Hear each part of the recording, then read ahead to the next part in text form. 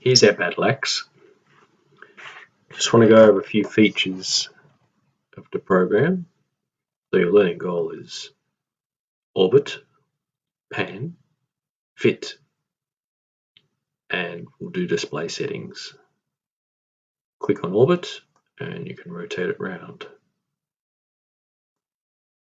Click on pan and you can pan things, move things around. Fit it to the screen.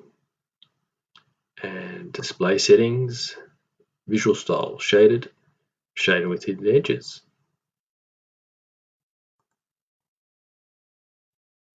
Shaded with visible edges only.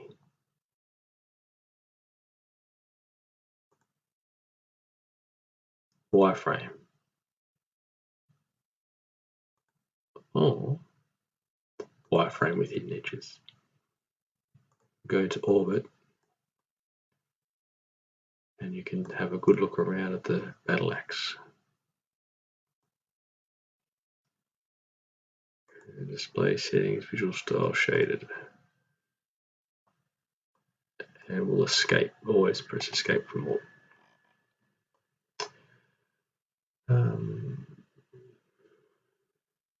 Thank you.